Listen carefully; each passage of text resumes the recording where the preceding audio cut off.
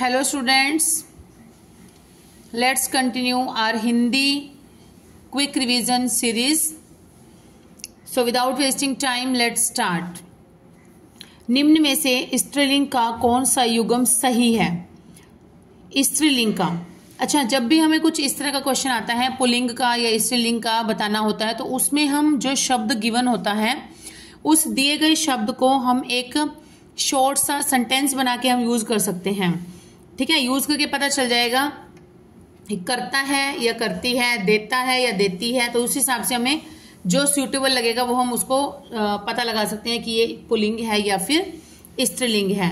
तो ये है, इसमें जो सारे ऑप्शंस गिवन है ABCD, इसमें से जो D है, D ऑप्शन जो है ये स्त्रीलिंग है। आत्मा और पुस्तक जो है वो सही स्त्रीलिंग युग्म है। हम कहते हैं कि मेरी आत्मा, मेरा या मेरी, मेरा पुस्तक नहीं, मेरी पुस्तक।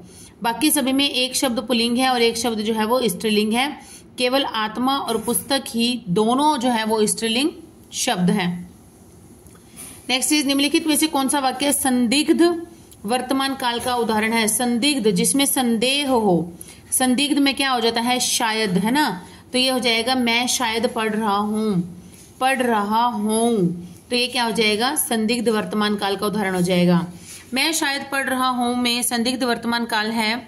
संदिग्ध वर्तमान काल वह होता है जहां पर वर्तमान काल में क्रिया के होने में संदेह प्रकट हो। मतलब कार्य तो वर्तमान समय में हो रहा है लेकिन उसमें क्या हो? संदेह हो, शक हो, तो वह होता है संदिग्ध वर्तमान काल। जैसे मैं शायद पढ़ रहा हूं, जैसे इस समय शाम आता ही होगा, हम सभी जाते होंगे।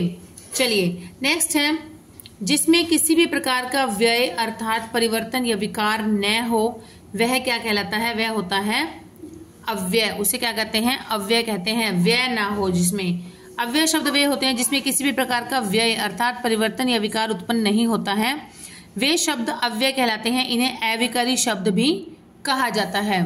नेक्स्ट है, संज्ञाओं के जिस रूप से उनकी संख्या का बोध होता है, संज्ञाओं के जिस रूप से उनकी संख्या का बोध होता है कि वो एक वचन है या बहुवचन है, तो वो क्या कहलाते हैं? वो कहलाते हैं, उसे व्याकरण में कहते हैं वचन। क्या कहते हैं?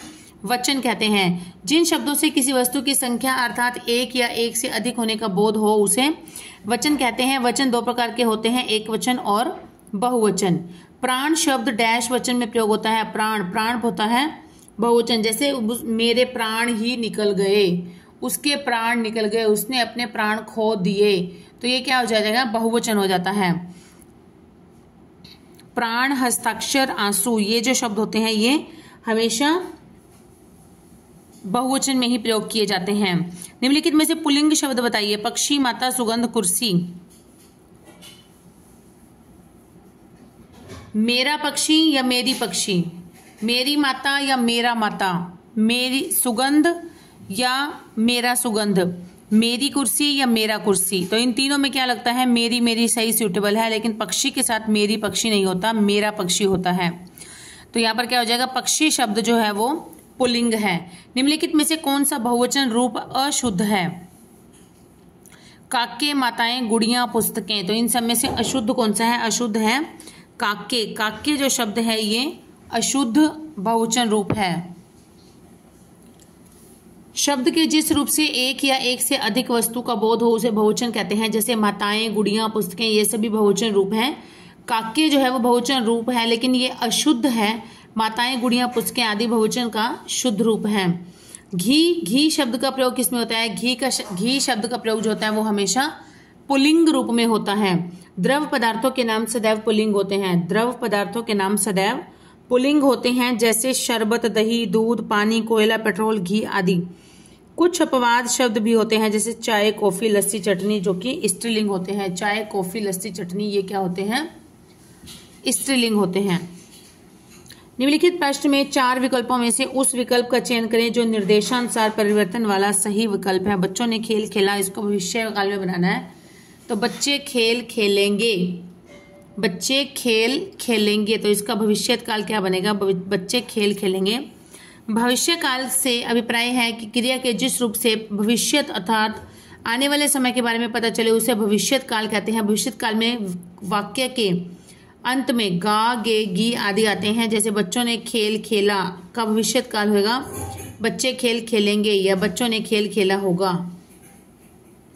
इसमें क्रिया विशेषण कौन सा है? देखो इसमें धीरे धीरे चालाक हम लड़का, हम क्या हुआ? हम तो सर्वनाम हो गया और लड़का क्या हो गया? लड़का हो गया, संज्ञा शब्द हो गया। चालाक शब्द क्या है? चालाक क्या है? ये भी विशेषण है। लेकिन क्रिया विशेषण क्या है? क्रिया विशेषण है इसमें धीरे धीरे, जो कि क्रिया शब्द की विशेषता बताता है। क्रिया होता है किसी काम को करना, कि किसी काम को करने का कोई तरीका बताता है, कोई गुण बताता है, उसका दोष बताता है, उसे कहते हैं क्रिया विशेषण।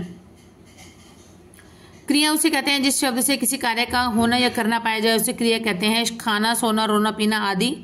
सीता ने खाना खाया। धीरे यहाँ पर क्रिया विशेषण है। धीरे धीरे यहाँ पर क्या है? क्रिया विशेषण है।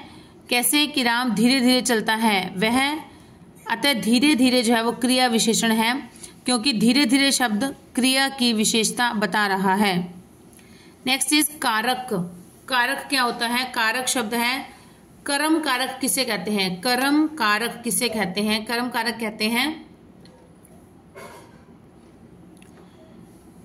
जिस वस्तु या व्यक्ति पर, जिस व्यक्ति या वस्तु पर क्रिया का प्रभाव या फल पड़ने का बोध होता है। जिस व्यक्ति या वस्तु पर क्रिया का प्रभाव, क्रिया के होने का प्रभाव या फिर फल पड़ता है क्रिया का, उसे कहते हैं कर्म कारक। तो ये कौन सा है? कर्म कारक। बच्चे शेर को देखकर डर गए। यह वाक्य डैश कारक का उदाहरण है। शेर को, तो शेर क्या हुआ? शेर क्या हुआ? कर्ता, करने वाला कौन हो गया? बच्चे हो गए। शेर को देखना, तो किसने किया? शेर क्या हो गया? कर्म हो गया। शेर को, कर्ता ने कर्म को, तो कर्म कारक की विभक्ति भी को होती है। संबोधन कारक में किस चिन्ह का प्रयोग होता है? संबोधन कारक में प्रयोग होता है इसका साइन ऑफ एक्सक्लेमेशन का प्रयोग होता है।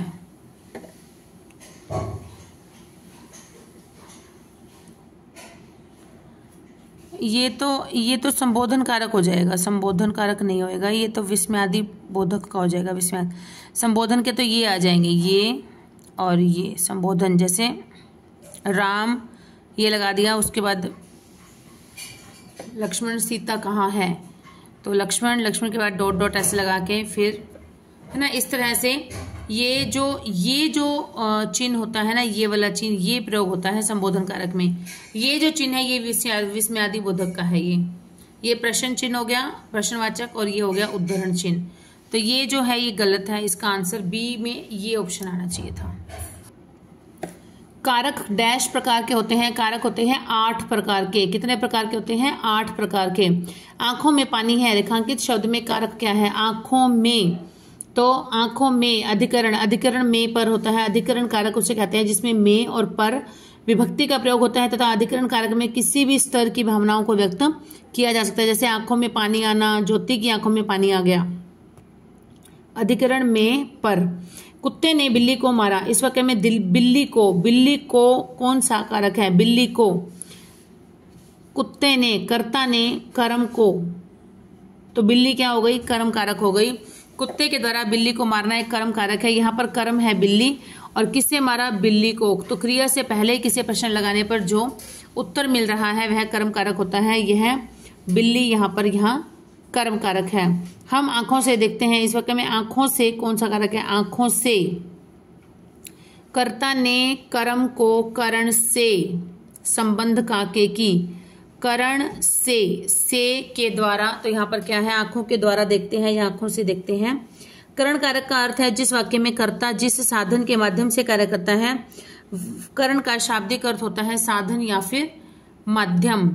इसका कारक चिन्ह से या फिर के द्वारा होता है, और से कारक विभक्ति है। हम आंखें यहाँ पर साधन के रूप में प्रयोग की गई हैं, अतः यहाँ पर करण कारक है। नेक्स्ट इज सही विभक्ति प्रत्यय चुनना है। गीता सीता डैश बहन है। गीता सीता डैश बहन है। गीता सीता की बहन है। की है तो की में कौन सी विभक्ति हो जाएगी? विभक्ति हो जाएगी काके की। काके की होती है संबंध। जो शब्द किसी शब्द से क्रिया का संबंध बताए वह कारक कहलाता है। उदाहरण है गीता सीता की बहन है, तो इसमें जो की शब्द है, की शब्द के कारण यहाँ पर कौन सी विभक्ति हो जाएगी? संबंध कारक हो जाएगा, संबंध कारक की विभक्ति हो जाएगी। हम कलम से लिखते हैं, कलम से लिखते हैं, कलम से, तो यहाँ पर कलम से कौन सा कारक है? करण से। करण का अर्थ होता है साधन, जहां कलम का साधन के रूप में प्रयोग किया जाता है वहां पर करण कारक होता है। तो करण, जैसे और है कर्ता ने कर्म को करण से के द्वारा, करण से के द्वारा संबंध का के की, तो यहाँ पर करण का अर्थ है साधन, यहाँ कलम का साधन के रूप में प्रयोग हो रहा है, इसलिए यहाँ पर करण कारक है। नेक्स्ट इज ईश्वर डैश कृपा से हम सुरक्षित हैं। तो ईश्वर की कृपा से, ईश्वर की कृपा से हम सब सुरक्षित हैं, ईश्वर की कृपा से हम सुरक्षित हैं। तो यहाँ पर की क्या हो जाएगा? संबंध कारक हो जाएगा। वाक्य में जिस पद से किसी वस्तु, व्यक्ति या पदार्थ का दूसरे व्यक्ति, वस्तु, पदार्थ से संबंध प्रकट हो वहां पर संबंध कारक कहलाता है। जैसे ईश्वर की कृपा से हम सुरक्षित हैं, तो यहाँ पर की क्या है? की जो है वो संबंध कारक की विभक्ति चिन्ह है। पंडिताई शब्द में कौन सा प्रत्यय लगा है? पंडिताई, पंडित प्लस आई, तो आई प्रत्यय लगा है। प्रत्यय शब्द का अर्थ होता है जैसे पीछे लगना। प्रत्यय शब्द से अभिप्राय उन शब्दों से है जो किसी सार्थक शब्द के पीछे लगकर उसके अर्थ को प्रभावित करें, उन्हें प्रत्यय कहा जाता है। पंडिताई, पंडित प्लस आई, पंडिताई शब्द में आई प्रत्यय का प्रयोग हुआ है। वाक्य रचना, पदों के ऐसे व्यवस्थित समूह को जिससे पूर्ण अर्थ का बोध हो, अर्थ का पूर्णतः बोध हो, उसे क्या कहते हैं? उसे कहते हैं वाक्य। नेताजी भाषण दे रहे हैं और लोग ध्यान से सुन रहे हैं, किस प्रकार का वाक्य है? और लगाकर इसे जोड़ा गया है, तो ये कौन सा वाक्य है? यह है संयुक्त वाक्य। राधा गाती है और मीरा नाचती है, राधा गाती है और मीरा नाचती है, यह संयुक्त वाक्य है, लेकिन इसे मिश्र वाक्य में बदलना है। तो मिश्र वाक्य में कैसे बदलेंगे? जब राधा गाती है तब मीरा नाचती है, जब तब, जब और या किंतु अथवा ये लगाकर जोड़ा जाए दो वाक्यों को, फिर तो होता है संयुक्त वाक्य। और जब तब, जैसे तैसे, इस तरह से जोड़ा जाए तो वह होता है वहां पर मिश्र वाक्य। जिन वाक्यों में केवल एक ही उद्देश्य या एक ही विधेय होता है उन्हें डैश वाक्य कहते हैं, तो इन्हें कहते हैं सरल वाक्य। रमा ने नीले रंग की साड़ी खरीदी, यह वाक्य सरल वाक्य में है। रमा ने नीले रंग की साड़ी खरीदी, यह वाक्य सरल वाक्य में है। इसे संयुक्त वाक्य में बदलना है, संयुक्त वाक्य में बदलना है। संयुक्त वाक्य में कैसे हो जाएगा? रमा ने साड़ी खरीदी और उसका रंग नीला है, रमा ने साड़ी खरीदी और उसका रंग नीला है, ये हो जाएगा संयुक्त वाक्य। और इसी का मिश्र वाक्य बनाएंगे तो मिश्र वाक्य क्या बन जाएगा? रमा ने जो साड़ी खरीदी वह नीले रंग की है, रमा ने जो साड़ी खरीदी है वह नीले रंग की है। इस तरह से इसका मिश्र वाक्य बन जाएगा। शुद्ध शब्द का चयन कीजिए। उज्ज्वल, देखिए उज्ज्वल शब्द कैसे लिखा जाता है, एक बार ध्यान से देख लीजिए। उ डबल ज मतलब ज दोनों ही आधे ज आएंगे, इस चीज का ध्यान रखना है, दोनों ज ही आधे आएंगे। उ ज वल, उज्ज्वल। व्याकरण की दृष्टि से मात्राओं का वाक्यों में सही प्रयोग करना ही शुद्ध वर्तनी कहलाता है। उज्ज्वल सही शुद्ध शब्द है। उज्ज्वल या उज्ज्वल, आधा ज फिर पूरा ज, इस तरह से ये अशुद्ध होते हैं, लेकिन शुद्ध में क्या आता है? दोनों ही ज जो है वो हाफ हाफ आते हैं, आधे आधे आते हैं। बालक ने पत्थर से कुत्ते को मारा, बालक ने पत्थर से कुत्ते को मारा, इस वाक्य में कारक कौन कौन से हैं? बालक ने, कर्ता ने, तो कर्ता कारक हो गया। कर्म को, कुत्ते को, कुत्ता बाद में है, देखिए यहाँ पर इसका सीरीज ही चेक करनी है हमने। कारक तो तीनों ही है ये, लेकिन सीरीज कैसे होगी सही इसकी? पत्थर से, तो पत्थर कौन से विभक्ति कौन सी होती है? करण की। कर्ता ने करण से कर्म को, तो क्या बनेगा? कर्ता ने करण से कर्म को, तो ये ए बन जाएगा राइट आंसर। बालक ने पत्थर से कुत्ते को मारा, या बालक ने कुत्ते को पत्थर से मारा, कुत्ते को पत्थर से मारा, फिर तो सीधे से जाता है कर्ता ने कर्म को करण से, बट यहाँ पर आगे पीछे है तो उसी सीक्वेंस में ही हम लोग बताएंगे इसको। नेक्स्ट चीज, निम्न में से कौन सा वाक्य संयुक्त वाक्य है? सूर्योदय होने पर कुहासा जाता रहा, ये तो बिल्कुल भी नहीं है। सूर्योदय हुआ और कुहासा जाता रहा। मैंने बताया था संयुक्त वाक्य कैसे करते हैं, और, या, अथवा, किंतु, इनसे लगकर बने होते हैं। नेक्स्ट है जैसे ही सूर्योदय हुआ वैसे ही कुहासा जाता रहा। तो ये कौन सा है, ये मिश्र वाक्य है। मैंने 1 वर्ष तक उनकी प्रतीक्षा की, ये सिंपल वाक्य है। तो संयुक्त वाक्य क्या हो जाएगा, संयुक्त वाक्य वह होते हैं जिसमें 2 या 2 से अधिक वाक्य संयोजक के द्वारा जुड़े होते हैं, उसे संयुक्त वाक्य कहते हैं। जैसे सूर्योदय हुआ और कुहासा जाता रहा। नेक्स्ट, भाई किताब पढ़ता है, वह किताब, इस वाक्य का कर्म वाच्य क्या होगा, कर्म वाच्य होगा कि भाई से किताब पढ़ी जाती है, भाई से किताब पढ़ी जाती है। तो कर्म वाच्य वह वाच्य होता है जिस वाक्य में कर्म की प्रधानता हो और कर्म वाच्य में सकर्मक की प्रधानता, कर्म वाच्य में सकर्मक की प्रधानता पाई जाती है। जैसे भाई किताब पढ़ता है कर्ता वाच्य है, और भाई से किताब पढ़ी जाती है, तो ये कौन सा हो गया, कर्म वाच्य हो जाएगा। पशुओं का क्या होता है, समूह होता है, पशुओं का झुंड होता है, पशुओं की टोली होती है, या पशुओं का बेड़ा होता है। तो आप बताइए इसमें से कौन सा राइट आंसर रहेगा।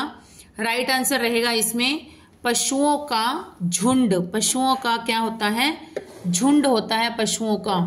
नेक्स्ट है राम खाना खाएगा, इसको कर्म वाच्य है। कर्म वाच्य क्या होगा, राम से खाना खाया जाएगा। कर्म वाच्य वाक्य में कर्म की प्रधानता पाई जाती है। इस प्रकार के वाक्यों में कर्म की प्रधानता के कारण या तो कर्ता का लोप हो जाता है या फिर कर्ता जो है वो गौण हो जाता है। जैसे राम खाना खाएगा, राम से खाना खाया जाएगा, राम के द्वारा खाना खाने का काम किया गया है। नेक्स्ट है माँ बच्चे को दूध पिलाती है, इस वाक्य का कर्मवाच्य रूप क्या हो जाएगा, कर्मवाच्य रूप हो जाएगा माँ से बच्चे को दूध पिलाया जाता है, या माँ के द्वारा बच्चे को दूध पिलाया जाता है। माँ से बच्चे को दूध पिलाया जाता है वाक्य में कर्मवाच्य है, क्योंकि यहाँ पर माँ बच्चे को दूध पिलाने का काम कर रही है, माँ से बच्चे को दूध पिलाया जाता है। लक्ष्मण से मेघनाथ मारा गया, यह कौन सा वाच्य है, लक्ष्मण से मेघनाथ मारा, तो ये कौन सा है, कृतवाच्य है। लक्ष्मण ने मेघनाथ को मार दिया, ये तो हो गया कृतवाच्य, और लक्ष्मण से मेघनाथ को मारा जाता है तो ये हो जाएगा कर्मवाच्य। लक्ष्मण से मेघनाथ मारा गया या मेघनाथ लक्ष्मण के द्वारा मारा गया, तो ये हो जाएगा कर्मवाच्य। लड़का चिट्ठी लिखता है, यह वाक्य कर्मवाच्य में लड़के से चिट्ठी लिखी जाती है। जिस काल में प्रश्न पूछा जाता है उसी काल में ही उत्तर दिया जाएगा। जैसे यहाँ पर वर्तमान काल में पूछा गया है तो लड़का चिट्ठी लिखता है, कर्मवाच्य भी वर्तमान काल में ही बनेगा, लड़के से चिट्ठी लिखी जाती है। निम्न में से कौन सा वाक्य सरल वाक्य है, सरल वाक्य है, देखिए कौन सा,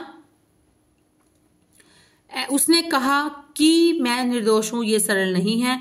मैं खाना खा चुका और तब वह आया, ये भी नहीं है। और तब वह आया, तो ये तो वैसे संयुक्त हो गया। जैसे ही सूर्योदय हुआ वैसे कुहासा जाता रहा, ये तो मिश्र हो गया। लेकिन सिंपल कौन सा हुआ, सिंपल सेंटेंस साधारण वाक्य हुआ। अस्वस्थ रहने के कारण वह परीक्षा में सफल न हो सका।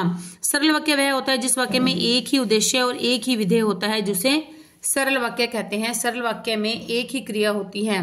राकेश पुस्तक पढ़ता है, अस्वस्थ रहने के कारण वह परीक्षा में सफल न हो सका।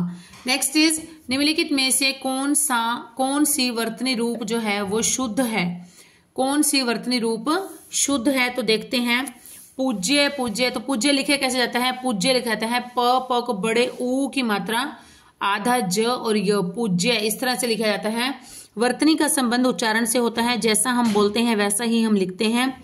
यदि हमारा उच्चारण सही होगा तो वर्तनी भी ऑटोमेटिकली ही शुद्ध हो जाएगी। यदि उच्चारण अशुद्ध होगा तो वर्तनी भी अशुद्ध होगी। पूजनीय का शुद्ध रूप क्या होता है, पूजनीय, बड़े ऊ की मात्रा आएगी प को, और पूज्य का भी शुद्ध रूप होता है पूज्य, प को बड़े ऊ की मात्रा हो जाएगी आधा ज य। जैसे ही सूर्योदय हुआ वैसे ही कुहासा जाता रहा, तो ये मैंने पहले भी बताया 2 बार आपको। ये कौन सा वाक्य है, मिश्र वाक्य है। मिश्र वाक्यों की रचना एक से अधिक ऐसे साधारण वाक्यों से होती है जिसमें एक प्रधान वाक्य होता है और वह दूसरा वाक्य या उपवाक्य जो होता है वो आश्रित होता है।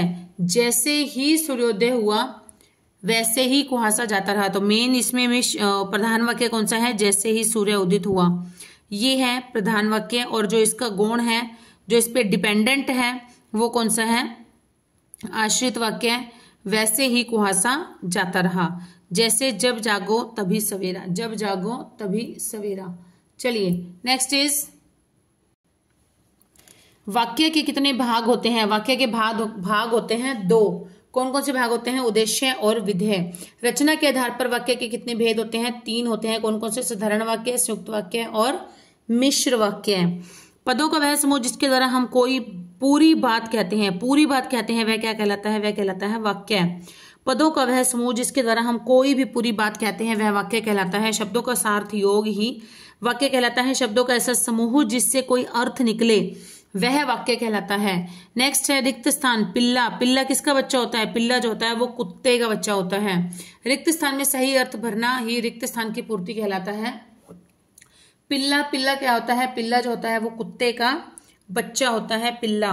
नेक्स्ट है स्त्री ने डैश धोए, धोए धोए तो बहुवचन आएगा, क्या धोए, कपड़े धोए, क्या धोए, कपड़े धोए।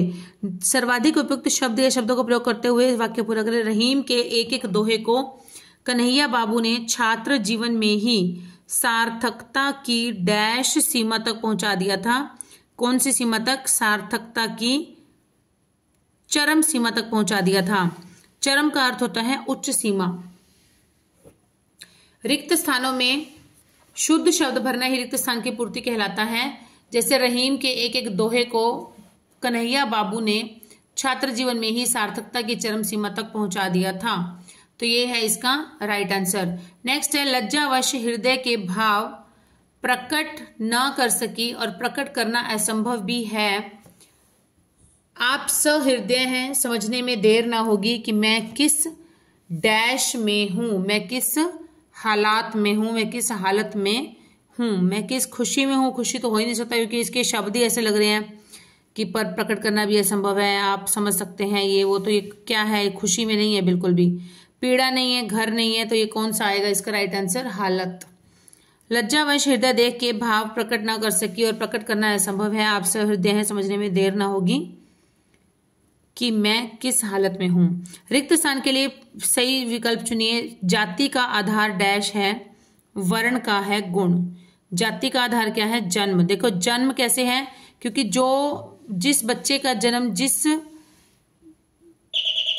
जाति के घर में हो जाएगा वही होता है, वो जाति का जो आधार हो जाएगा वो उसका जन्म हो जाएगा। लेकिन वर्ण का क्या होता है, वर्ण का होता है गुण। कौन सा वाक्य शुद्ध है। राम ने रोटी खाई, सीमा ने केले खाई। केले खाई नहीं होता, केले खाए होता है। लोगों ने बाजार गए, नहीं, लोग बाजार गए। स्त्रियों ने कपड़े धोए। तो इसको देखते हैं, जो ए है ऑप्शंस के अकॉर्डिंग जो ए है वो राइट आंसर है। राम ने रोटी खाई, यही वाक्य सही है। सीमा ने केले खाए, इसके सही करने का सीमा ने केले खाए हो जाएगा। लोगों ने बाजार गए, लोग बाजार में गए। स्त्रियों ने कपड़े धोए, धोई नहीं धोई, ये तो धोई सही लिखा हुआ, वैसे धोई आएगा। स्त्रियों ने कपड़े धोई, ये गलत है। स्त्रियों ने कपड़े धोए, ये सही है।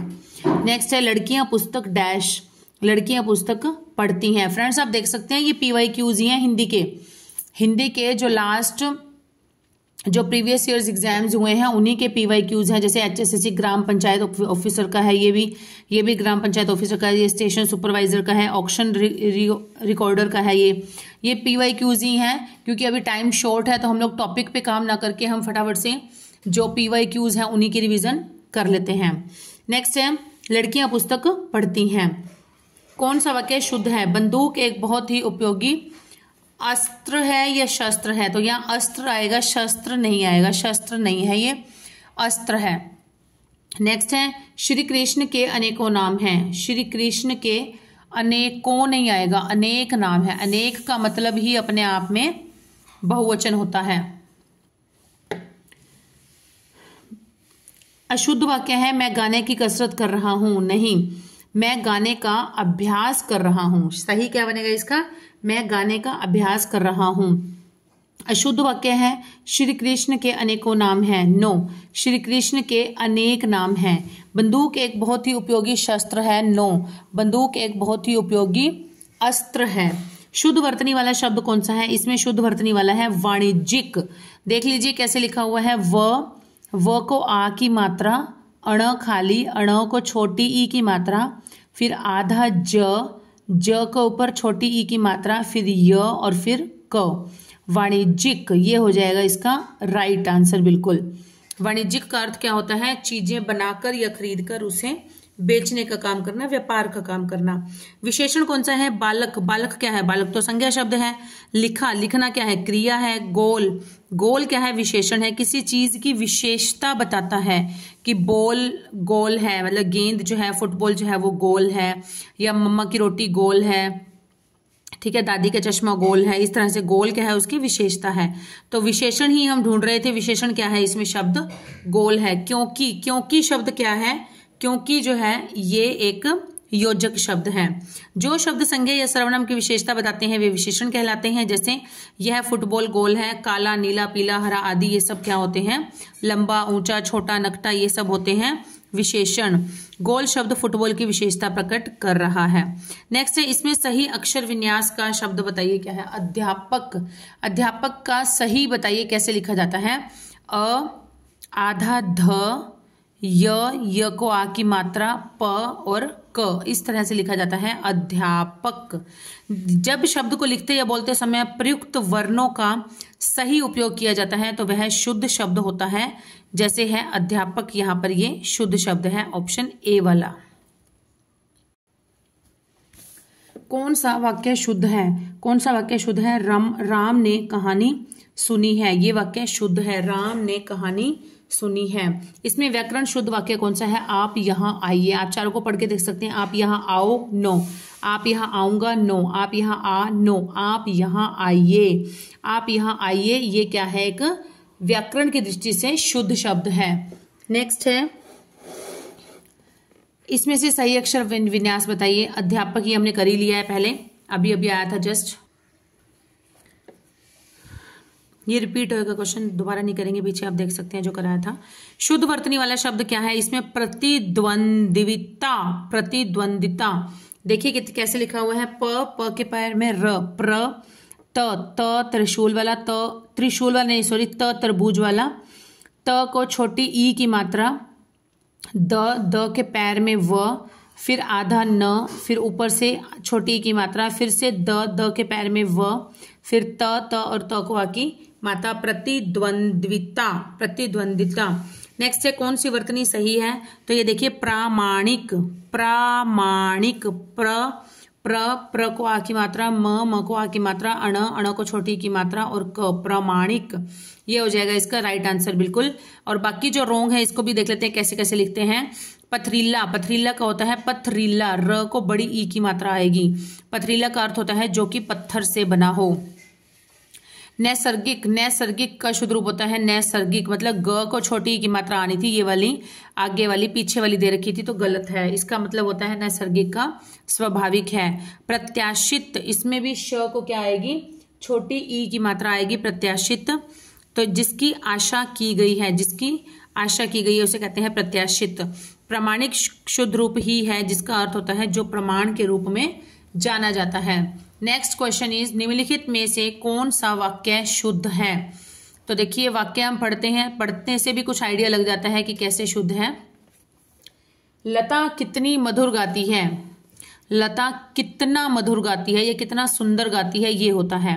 श्री कृष्ण के अनेकों नाम है, ये हमने अभी पढ़ा, ये गलत है। श्री कृष्ण के अनेक नाम है। अनेकों अलग से अनेकों लिखने से कोई बहुत ज्यादा नहीं होता। अनेक अपने आप में ही एक बहुवचन है, अनेक शब्द। मैं गाने की कसरत कर रहा हूं, ये भी गलत है। मैं गाने का अभ्यास कर रहा हूं। मैं आपके दर्शन करने आया हूं, ये बिल्कुल सही है।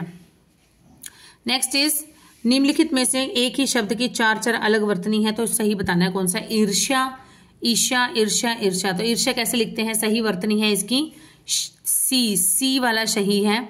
कैसे लिखेंगे? बड़ी ई के बाद है आधा षटकोण वाला आएगा। इसमें हलंत लगा दिया तो इसका मीनिंग भी आधा श होता है। अगर ऐसे लिख दिया जाए आधा श तो भी ठीक है। बस इसमें ये गलती थी कि ऊपर र नहीं था। इसमें अगर ये ऊपर का र लग जाता तो ये भी सही हो जाता। और यहाँ पर य को आ की मात्रा ऊपर र लग जाएगा। ठीक है, ईर्ष्या इस तरह से राइट है लिखना। ईर्ष्या वर्तने की दृष्टि से शुद्ध शब्द है। देख लीजिए लिखा हुआ कैसे है। ये भी इसको देखो आधा श भी लिख सकते हैं। अगर श षटकोण लिख के या तो नीचे पैर में ये लगा दीजिए हलंत, और नहीं तो फिर आधा श भी लिख सकते हैं। इस तरह से ये हो जाएगा। नेक्स्ट है कि इसमें बताना है सही निकाल, शुद्ध वाक्य बताना है कौन सा है। मित्र ने नाराज होकर कोसा, आप उनसे संपर्क करें। धोबी कपड़े धोते हैं, उसने मेरी पुस्तक चुराया। चुराया नहीं होता, चुराई होता है। मित्र ने नाराज होकर कोसा, मित्र ने नाराज होता है, नाराज, न को भी आ की मात्रा आएगी, नाराज होकर कोसा। आप उनसे संपर्क करें, ये तो ठीक ही है। धोबी कपड़े धोता है, धोबी तो एक वचन है ना, तो धोते नहीं आएगा, धोबी कपड़े धोता है, धोता है। उसने मेरी पुस्तक चुराया, नहीं, उसने मेरी पुस्तक चुराई। नेक्स्ट है, अब इसमें भी शुद्ध वाक्य बताना है कौन सा है। हमारे को दूध अच्छा नहीं लगता, नो, हमें दूध अच्छा नहीं लगता। उसके पेट के चलते भीख मांग, वह पेट के चलते भीख मांगता है। आपका देश सुंदर है, तुम्हारे हाथ में, तुम्हारे थैले में कौन है। तो यहाँ पर सही वाक्य जो हो जाएगा वो बिल्कुल कौन सा हो जाएगा, सी। सी जो है वो राइट आंसर है कि आपका देश सुंदर है। तो ये हो जाएगा हमको दूध अच्छा नहीं लगता, इसका सही बनेगा हमें दूध अच्छा नहीं लगता है। तुम्हारे थैले में कौन है, नो, तुम्हारे थैले में क्या है। वह पेट के चलते भीख मांगता है, वह पेट के लिए भीख मांगता है। भीख को भी भ को बड़ी की मात्रा आएगी। नेक्स्ट चीज शुद्ध शब्द बताना है, कैसे आएगा, गृहिणी। तो इसको लिखा हुआ देख लीजिए, सी जो है वो सही है। ग को ऋषि वाला ये मात्रा, ह को छोटी ई की मात्रा, अण को बड़ी ई की मात्रा, अण को बड़ी ई की मात्रा, तो बचेगा गृहिणी। गृहिणी शुद्ध शब्द है। कई रेलवे के कर्मचारियों की गिरफ्तारी हुई। कई रेलवे के नहीं होता, रेलवे तो एक ही है। रेलवे के कई कर्मचारियों की क्या आएगा, रेलवे के कई कर्मचारियों की गिरफ्तारी हुई। तो क्या बन जाएगा ये, इसका जो राइट बनेगा वो ये बनेगा, अच्छा इसमें पार्ट अलग अलग करके दिए हुए हैं, तो ये बनेगा के कर्मचारियों की गिरफ्तारी हुई, कई रेलवे नहीं। तो सी जो है कई रेलवे नहीं होता है, रेलवे तो एक ही है, रेलवे के कर्मचारी कई हैं, तो कर्मचारियों के साथ आएगा कई कर्मचारियों। तो ये बनेगा रेलवे के कई कर्मचारियों की गिरफ्तारी हुई। नेक्स्ट कौन सा वाक्य शुद्ध है। बाघ और बकरी एक घाट पर पानी पीते हैं, बिल्कुल सही है। वकीलों ने कागजों की जांच की, ये भी बिल्कुल सही है। मैं आपके दर्शन करने आया हूं, ये भी सही है। लेकिन वही सेम ऊपर वाला सेंटेंस नीचे रिपीट हो गया है। देखिए हरियाणा कंडक्टर 2016 में भी यही वाक्य आया था, और जूनियर कोच फुटबॉल 2016 में इसमें भी यही वाक्य आया हुआ है। कई रेलवे के कर्मचारियों की गिरफ्तारी, ये गलत है, रेलवे के कई कर्मचारियों की गिरफ्तारी हुई। नेक्स्ट है, नीचे दिए गए प्रश्नों के उत्तर चुनकर बताइए शुद्ध वाक्य क्या है। सीता खाना खाते हैं, सीता खाना खाता है, सीता खाना खा रहा है, सीता खाना खाती है। इसमें शुद्ध वाक्य कौन सा है, देखिए हम मैदान में खेलता है, तो ये तो देखने से पता चल रहा है कि हम मैदान में खेलते हैं। शुद्ध वर्तनी कौन सी है, प्रतिद्वंदिता, अभी हमने किया था, मैंने अच्छे से एक्सप्लेन किया था। इसको इस तरह से लिखा जाएगा प्रतिद्वंदिता, ये है, और इसका मतलब क्या होता है, समान बल या समान बुद्धि वाले व्यक्ति का विरोध करना। ऐसे शब्द जो संस्कृत और प्राकृत से विकृत होकर हिंदी में आए हैं उन्हें क्या कहते हैं, तद्भव। विकृत होकर आए हैं उन्हें कहते हैं तद्भव। तो ऐसे शब्द जो संस्कृत और प्राकृत से विकृत होकर हिंदी में आए हैं उन्हें तद्भव शब्द कहा जाता है। अर्थात वे शब्द जो थोड़ा सा परिवर्तन करके, विकृत होकर मतलब बदलाव लेकर, कुछ ना कुछ लिटिल बिट चेंजेस तो हुए हैं उनके अंदर, तो उसको कहते हैं तद्भव। और अगर बदलाव नहीं होता है तो क्या हो जाएगा, सेम होते हैं। अगर दो चीजें हैं उनके अंदर कोई बदलाव नहीं है तो वो क्या हो जाएगी, सेम, तो वो उसको बोलेंगे क्या, तत्सम। सम और सेम सेम सेम शब्द हो गए ना। तत्सम मतलब जो कि संस्कृत और प्राकृत से same to same as it is ही हिंदी में आए हैं उनको कहते हैं हम तत्सम। तत् मतलब उसके, सम मतलब समान, समान ही है, सम और सेम एक ही शब्द हो गया, ठीक है। चलिए तो देखिए इसको थोड़ा सा परिवर्तन करके हिंदी में प्रयुक्त किए जाते हैं, उन्हें तद्भव कहा जाता है। जबकि तत्सम शब्दों को जैसे संस्कृत में होते हैं वैसे ही हिंदी में लिखा जाता है, ज्यों का त्यों, सेम टू सेम। सेम और सम आपको ये याद ही रह जाएगा, भूलने की गुंजाइश ही नहीं है। इसमें कोई बदलाव नहीं किया गया है, इसलिए ये क्या कहलाते हैं, तत्सम शब्द कहलाते हैं। कौन से शब्द, तत्सम शब्द कहलाते हैं। जैसे दुग्ध, दुग्ध से होता है दूध। दुग्ध क्या था संस्कृत में, हिंदी में बन गया तो दूध बन गया। कर्म था संस्कृत में और हिंदी में आया तो काम बन गया। ठीक है, चलिए नेक्स्ट। अब हमसे सहा नहीं जाता, ये कौन से वाक्य का उदाहरण है? तो ये वाक्य है कौन सा? भाववाच्य। भाववाच्य वाक्य का उदाहरण है ये, भाववाच्य कि अब हमसे सहा नहीं जाता। नेक्स्ट है वाच्य के कितने भेद है? वाच्य के भेद होते हैं कौन कौन? 3। कौन कौन से? कर्मवाच्य, कृतवाच्य और भाववाच्य। राघव सामान बेचेगा, इसका कृतवाच्य में, इसको कर्मवाच्य में बताइए तो क्या बनेगा? राघव से सामान बेचा जाएगा या राघव के द्वारा सामान बेचा जाएगा। नेक्स्ट है कर्मणि प्रयोग, किसे कहते हैं? कर्मणि प्रयोग होता है कर्मवाच्य में क्रिया का प्रयोग कर्म के लिंग और वचन के अनुसार होता है, उसे कहते हैं कर्मणि प्रयोग।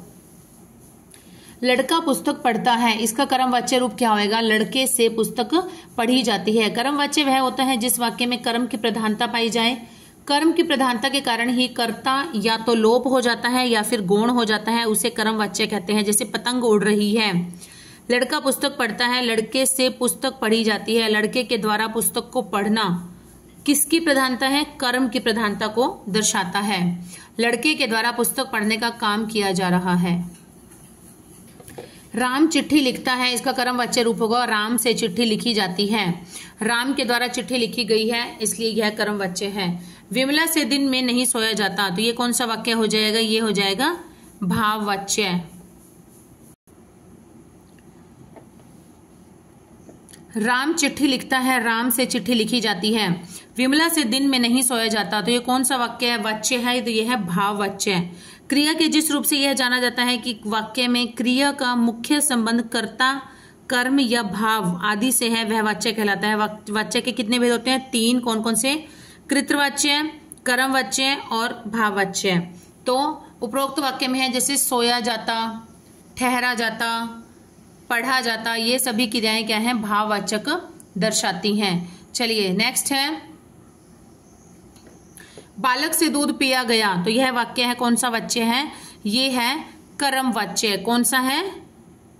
इस वाक्य में क्रिया क्या है? कर्म के अनुसार हो रही है, इसलिए यहाँ पर क्या है? कर्मवाच्य। कर्मवाच्य है सी ऑप्शन, यहाँ पर ये ए दे रखा है। चलिए नेक्स्ट है बहुवचन बनाना है तो आसान ही है, सबको पता ही है।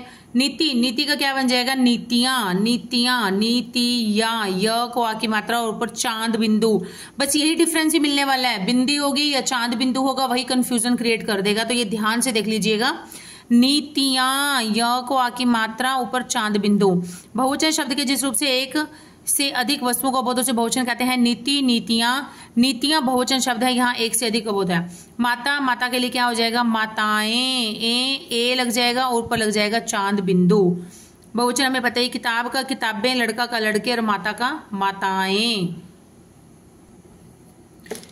कमरा, कमरा का बहुवचन क्या बनेगा? कमरे, कमरा का कमरे। टोपी, टोपी का बनेगा टोपियां, य को आ की मात्रा और ऊपर चांद बिंदु, टोपियां।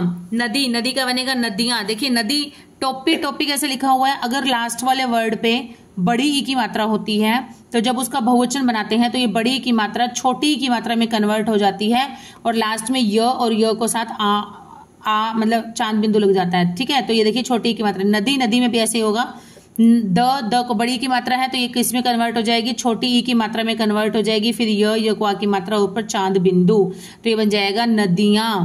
कहानी, कहानी शब्द का बहुवचन रूप क्या हो जाएगा? कहानियां। कहानी में भी न को बड़ी की मात्रा है, बहुवचन में बनाएंगे तो न को छोटी की मात्रा हो जाएगी, य को आ की मात्रा और ऊपर चांद बिंदु। नेक्स्ट है लता, लता का क्या बनेगा? लताएं, लताएं। नेक्स्ट है तिथि, तिथि का क्या बनेगा? तिथियां। तिथि में तो थ पे ऑलरेडी ही छोटी की मात्रा है तो तिथियां छोटी की मात्रा ही बनी रहेगी। चलिए अब यहाँ पे ये टॉपिक खत्म हो गया है एक वचन बहुवचन का, तो ये टॉपिक स्टार्ट हो जाता है कौन सा? प्रत्यय और उपसर्ग। उपसर्ग प्रत्यय का टॉपिक यहाँ से स्टार्ट हो गया है, तो इसको पढ़ते हैं। उपसर्ग क्या होते हैं? जो शब्द शब्दांश के आगे जुड़कर एक नया शब्द बनाते हैं तथा शब्द के अर्थ में परिवर्तन कर देते हैं, उन्हें कहते हैं उपसर्ग। क्या कहते हैं? उपसर्ग कहते हैं उन्हें। और प्रत्यय, प प्रत्यय और प पीछे, अगर एक याद रह जाएगा तो दूसरा ऑटोमेटिकली याद रहेगा। प प्रत्यय मतलब प पीछे, तो जिससे नए शब्द का निर्माण किया जाता है। प्रत्यय का प्रयोग करने से शब्दों के अर्थ बदल भी सकते हैं और नहीं भी। शब्द दो शब्दों से मिलकर बना है, प्रति प्लस अय। प्रति प्लस अय दोनों को जब जोड़ेंगे तो प्रत्यय बन जाएगा, प्र आधा त य। प्रति का अर्थ होता है पीछे और अय का अर्थ होता है आना, अर्थात पीछे आना। शब्द के पीछे लगकर इसके अर्थ में परिवर्तन कर देता है। उपसर्ग सदैव शब्द के डैश में जुड़ते हैं। अब देखिए, बीच में, अंत में, प्रारंभ में, या इनमें से कोई नहीं। तो प्रारंभ मतलब आगे जुड़ते हैं, आगे जुड़ना या प्रारंभ में जुड़ना एक ही बात है। हरियाणा पुलिस कांस्टेबल पेपर 1/11/21 का मॉर्निंग सेट नंबर 4 है ये। इसके पीवाई क्यूज है, ये पीवाई क्यूज है, देख सकते हैं आप। ठीक है, आगे भी होता है, प्रारंभ भी होता है। और यही आ जाता प्रत्यय। प्रत्यय सदैव शब्द के डैश में जुड़ते हैं, तो कहां पर जुड़ते हैं? अंत में जुड़ते हैं। निम्नलिखित में से उपसर्ग रहित शब्द कौन सा है? उपसर्ग रहित, कु जात, कु प्लस जात, उप प्लस गमन, दु प्लस जन, दुर प्लस जन, दुर प्लस जन। लेकिन डरावना, डरावना जो है ये अपने आप में क्या है? एक उपसर्ग लेस है, उपसर्ग रहित है, उपसर्ग इसमें नहीं है। उपरोक्त तीनों शब्दों में उपसर्ग लगा हुआ है, परंतु डरावना शब्द जो है वो उपसर्ग रहित है। कुजात, कुजात, कु उपसर्ग है, कुजात का संधि विच्छेद होता है कु प्लस जात। उपगमन का होता है उप प्लस गमन। दुर्जन का होता है दुर प्लस जन। नेक्स्ट है राजनीतिक में प्रत्यय कौन सा लगा हुआ है? इक। कैसे? राजनीति प्लस इक, राजनीति प्लस में इक, तो क्या बन गया? राजनैतिक। मूल शब्द है राजनीति और इसमें प्रत्यय लगा है इक। उपसर्ग रहित कौन सा है? निरक्षर। इसमें क्या है? निर प्लस अक्षर। चिरकाल, चिर प्लस काल। उत्तेजना, उत प्लस तेजना प्रत्यय है। लेकिन क्षत्रिय शब्द जो है ये क्या है? उपसर्ग रहित है। इसमें उपसर्ग नहीं है, इसमें क्या लगा हुआ है? प्रत्यय लगा हुआ है। क्योंकि जो हम शब्द अलग करते हैं वो भी एक अपने आप में उसका एक मीनिंग होता है, मीनिंगफुल होना चाहिए। जैसे क्षत्र प्लस ईय, क्षत्र प्लस ईय, तो ईय क्या हुआ? हमारा पीछे लगा हुआ है, अंत में लगा हुआ है, तो ये हमारा क्या हो जाएगा? प्रत्यय हो जाएगा। नेक्स्ट है अप उपसर्ग किसमें लगा है? तो हम अप अलग अलग करके देखेंगे। अप को अलग अलग जब करते हैं तो क्या जो बचा हुआ शब्द है, शब्दांश है, उसका एक प्रॉपर एक मीनिंग निकलता है? तो ठीक है, नहीं निकलता तो वहां पर जो है अप उपसर्ग का यूज नहीं किया गया है। तो देखो, अपठित, अप प्लस ठित गलत है, ये अपठित बनता है नहीं, अपठित है, इसमें अ प्लस पठित है, तो यहां पर अप उपसर्ग ना होकर अ उपसर्ग है। अपवित्र, अप प्लस वित्र नहीं, अ प्लस पवित्र है, अ प्लस पवित्र, तो ये यहां पर भी अ उपसर्ग है। अपनापन, अपना प्लस पन। अब अपना प्लस पन, पन शब्दांश है, तो पन क्या है? यहां पर प्रत्यय लगा हुआ है। अप प्लस हरण, ये बिल्कुल सही है, हरण मतलब हरना। अप प्लस हरण, यहां पर अपहरण जो शब्द है ये अपने आप में क्या है? एक उपसर्ग वाला शब्द है। नेक्स्ट है संकल्प में उपसर्ग क्या है? संकल्प में है सम, तो इसका संधि विच्छेद करके देखते हैं क्या बनेगा? सम प्लस में कल्प, सम म के पैर में हलंत आएगा, सम प्लस कल्प, तो क्या बन जाएगा? संकल्प बन जाएगा। स प्लस जीव, सजीव। स प्लस परिवार, सपरिवार। चलिए नेक्स्ट है कौन सा वाक्य सरल है? साहित्य समाज का दर्पण है। उसने कहा कि मैं निर्दोष हूं, मैं खाना खा चुका और तब वह आया, जैसे ही सूर्योदय हुआ वैसे ही कुहासा जाता रहा। तो देखो, मैं खाना खा चुका हूं और तब वह आया, ये है हमारा संयुक्त वाक्य। संयुक्त वाक्य मैंने आपको बार बार बता रही हूं, और लगाकर, या लगाकर, अथवा लगाकर जोड़ा जाता है, किंतु किंतु लगाकर। तो ये होते हैं मैं खाना खा चुका और वह आया, तो यह है संयुक्त वाक्य। जैसे ही सूर्योदय हुआ वैसे ही कुहासा जाता रहा, ये है हमारा मिश्र वाक्य। उसने कहा कि मैं निर्दोष हूं, ये भी साधारण वाक्य नहीं है, साहित्य समाज का दर्पण है, ये हमारा कौन सा है? संयुक्त, ये हमारा है बिल्कुल सरल वाक्य। कौन सा है ये? सरल वाक्य। और उसने कहा कि मैं निर्दोष हूं, ये भी हमारा कौन सा है? मिश्र वाक्य। मैंने बताया आपको मिश्र वाक्य है। साहित्य समाज का दर्पण है में सरल वाक्य का प्रयोग हुआ है। सरल वाक्य वह होता है जिसमें एक ही क्रिया और एक ही कर्ता होता है। उसने कहा कि मैं निर्दोष हूं, मिश्र वाक्य है। मिश्र वह होता है जिसमें एक प्रधान वाक्य और अन्य वाक्य या उपवाक्य उस पर आश्रित होते हैं। मैं खाना खा चुका और तब वह आया, तो संयुक्त वाक्य का उदाहरण है। संयुक्त वाक्य वह होता है जो वाक्य दो या दो से अधिक सरल वाक्यों को जोड़कर बनता है, उस वाक्य को संयुक्त वाक्य कहते हैं। जैसे ही सूर्योदय हुआ वैसे ही कुहासा जाता रहा, ये है हमारा मिश्र वाक्य। नेक्स्ट है प्रत्यय का भेद बताइए, कौन से प्रत्यय हैं? कुम्हार, सुनार आदि जातियों की उपयोगिता गांवों में भी बहुत है। तो कौन सा है ये? कुम्हार। कुम्हार शब्द का बताना है। कुम्हार कौन सा है? कुम्हार है तद्भव। तद्भव, तद्भव है कुम्हार। कुम्हार का जो बिना चेंज किए था Kumbh plus R, Kumbh plus R, तो इसका जो ये कौन सा है? तद्भव प्रत्यय है। कौन सा? तद्भव प्रत्यय है। अंदाज, अंदाज शब्द किस भाषा का प्रत्यय है? उर्दू का है। अंदाज शब्द उर्दू भाषा का प्रत्यय है। प्रत्यय के संस्कृत प्रत्यय, हिंदी प्रत्यय, विदेशी प्रत्यय आदि भेद होते हैं। प्रत्यय के भेद होते हैं कौन कौन से? संस्कृत प्रत्यय, हिंदी प्रत्यय, विदेशी प्रत्यय आदि। संस्कृत प्रत्यय हुआ भू प्लस तव्य, भू प्लस तव्य, भवितव्य। हिंदी खेल प्लस आई, खेलाई। उर्दू तीर प्लस अंदाज, तीर अंदाज। तिराहा, तिराहा किस शब्द में उपसर्ग है? तिराहा है, तिराहा शब्द में उपसर्ग कौन सा है? तिराहा शब्द में उपसर्ग है ती, ती प्लस राहा। ती प्लस राहा मतलब तीन राहा। ती प्रत्यय भी होता है, जैसे ती पढ़ती, पढ़ प्लस ती, चढ़ती, चढ़ प्लस ती। तो ये ती जो होते हैं ये प्रत्यय के रूप में भी आ सकता है और उपसर्ग के रूप में भी आ सकता है। It depends upon the given particular word. Next है 19। 19 में प्रयुक्त हिंदी उपसर्ग कौन सा है? उन, उन प्लस 20, उन प्लस 20। उन शब्द में उन उपसर्ग है, जैसे 39, 29, 59 आदि। उन प्लस 20 क्या बन जाएगा? 19 बन जाएगा। उन प्लस 20 क्या बन जाएगा? 19 बन जाएगा। तो यहाँ पर उन जो है वो उपसर्ग है और मूल शब्द कौन सा है? 20। 20 क्या है? मूल शब्द है और उपसर्ग है उन। तो फ्रेंड्स आज के जो हमारे PYQs हैं हम यहीं पर ही समाप्त करते हैं। इसके बाद हमारा टॉपिक स्टार्ट हो जाएगा, मोस्ट इंपॉर्टेंट टॉपिक संधि। ठीक है, और संधि के भी PYQs ही होंगे। सभी के टॉपिक वाइज PYQs ही हम लोग फटाफट से रिवाइज कर रहे हैं। चलिए फ्रेंड्स, जल्दी मिलेंगे न्यू फ्रेश क्वेश्चंस के साथ। Till then keep studying and keep hard working and keep supporting my channel. And friends आज आप सब जानते हैं जैसा कि CET की डेट जो है वो बता दी गई है। नोटिफिकेशन आ चुका है। कब है इसका? इसका है 26 और 27 को इसका एग्जाम है, 26-7 जुलाई को। और एचटेट का भी 26-7 जुलाई को है एग्जाम। देखो क्या होता है, लेकिन होपफुली आप 26-7 को ही टारगेट लेकर अपनी तैयारी को स्पीडली कर दीजिए और जितना आप कर चुके हैं अब तक उसको ज़्यादा से ज़्यादा रिवाइज कर लीजिए, क्योंकि रिवीजन जो है वो सबसे बेस्ट होती है। रिवीजन करना सबसे ज़्यादा इंपॉर्टेंट होता है। हम कितना भी पढ़ लें लेकिन जब तक उसको रिवाइज प्रॉपरली टाइम पर नहीं किया जाएगा तो उसका पढ़ने का कोई फायदा नहीं होता, क्योंकि एक बार पढ़ने से कुछ भी याद नहीं होता है। आप उसको एक दो बार ज़्यादा से ज़्यादा टाइम लगाकर रिवाइज कर दीजिए। और मैं भी मोर देन 100 वीडियोज़ अपलोड कर चुकी हूँ अपने चैनल पर हरियाणा जीके की, आप उनको भी स्पीडली देख सकते हैं। Okay friends, bye and all the best.